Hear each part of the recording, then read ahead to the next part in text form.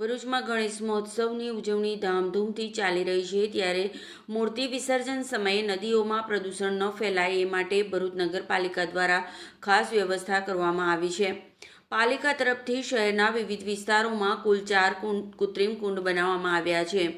નગરપાલિકા દ્વારા શહેરના મોદી પાર્ક નજીક 2 કૃત્રિમ કુંડ તૈયાર કરવામાં આવ્યા છે, જેમાં એક મોટું કુંડ ખાસ 5 ફૂટ સુધીની ગણેશ મૂર્તિઓના વિસર્જન માટે રાખવામાં આવ્યું છે, જ્યારે બીજું કુંડ નાનું રહેશે. ઉપરાંત જાડેશ્વર વિસ્તારમાં ગાયત્રી મંદિર પાસે અને મક્તમપુર નજીક એક કૃત્રિમ કુંડ બનાવવામાં આવી રહ્યા છે. આ આયોજનનો મુખ્ય હેતુ નદીઓના જળને પ્રદૂષણને રોકવાનો છે.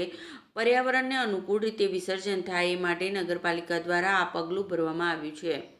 સાથે જ નગરપાલિકા દ્વારા શહેરવાસીઓને વિનંતી કરવામાં આવી છે કે તેઓ નદીમાં મૂર્તિ વિસર્જિત ન કરે અને પાલિકા દ્વારા બનાવેલા કૃત્રિમ કુંડ દર વર્ષની જેમ આ વર્ષે પણ ભરૂચ નગરપાલિકા દ્વારા ગણેશ વિસર્જન માટે 5મા, 7મા અને 10મા દિવસ માટે વ્યવસ્થા કરેલ છે.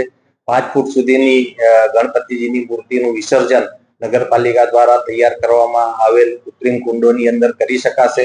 5મા અને 7મા દિવસ માટે જેબી મોદી પાર્ક ખાતે તેમજ 10મા દિવસ માટે જેબી મોદી પાર્કની બાજુમાં મક્તમપુર અને જાડેશ્વર ગાયત્રી મંદિરની બાજુમાં દર વખતે જે જગ્યાએ કૃત્રિમ પોન્ડ તૈયાર કરવામાં આવે છે ત્યાં જ કૃત્રિમ પોન્ડ તૈયાર કરવામાં આવી રહેલ છે. અને 5 ફૂટ સુધીની મૂર્તિ તમામ ભાવિક ભક્તો ભરૂચ નગરપાલિકા દ્વારા જે વ્યવસ્થા ઊભી કરેલ છે એમાં જ વિસર્જન કરે એવી અમે અપીલ કરી.